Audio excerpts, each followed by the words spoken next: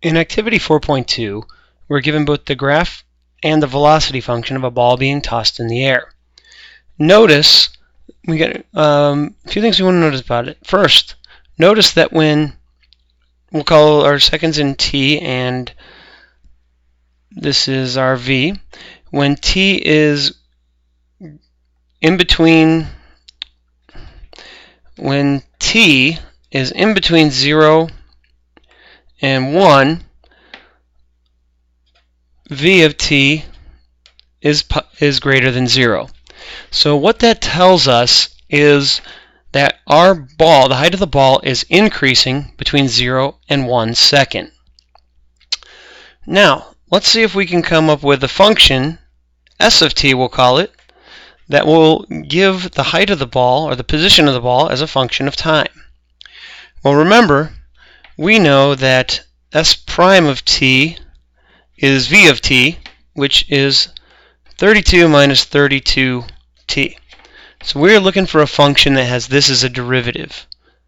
So to have 32 as a derivative, the function must be 32t.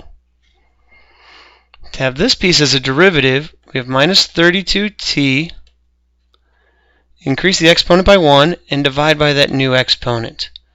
So s of t is 32t minus 16t squared. Now we can actually compute the height of the ball at given times t. So for instance, if we wanted to do s of 1 minus s of 1/2, well, s of 1 gives us 16, s of 1/2 gives us 12, we get 4. Remember what this gives us. This gives us the change in the height of the ball between 1/2 second and 1 second. The ball went up a total of 4 feet. We can actually do this by looking at the area under the curve, as we were asked to do in part D. Here's 1/2 right here. So we're looking at this area. So we have a triangle with a base of 1/2. The height here is when t equals 1/2. Plugging it into here, velocity, we get 32 minus 32 times 1/2, or 32 minus 16. So this is actually 16. And so now we're going to do the area of this triangle, which is 1/2 the base times the height. So 1/2 times 1/2 times 16, or 4 feet. So we got the exact area under the curve both ways. We could just as easily do this on the interval from 0 to 1. So s of 1 minus s of 0 would be 16 minus 0, or 16 feet, and thus the ball has traveled 16 feet in the first second of flight. Now that's going to give us a little bit bigger triangle, so let's outline this here. So it now has a base of 1 and a height of v of 0 is going to be 32. So looking at the area, we have 1/2 the base, which is 1, times the height, which is 32, and once again it confirms what we found analytically.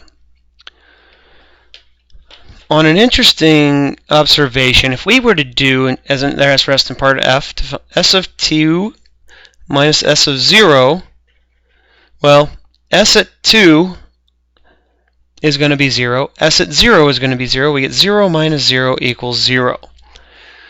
So this does not tell us a whole lot about the flight plan of the ball, because it went up for the first second and down for the second. Now if we look at how this is justified in our graph, notice if we look between 0 and 1, we have a triangle with an area of 16. If we look between 1 and 2, we have an area of a triangle of 16, but it's underneath the t-axis, so it's a negative 16. So when we go to add up these areas, they're going to cancel each other out, and we're going to get a total distance traveled of 0. Total displacement, of 0.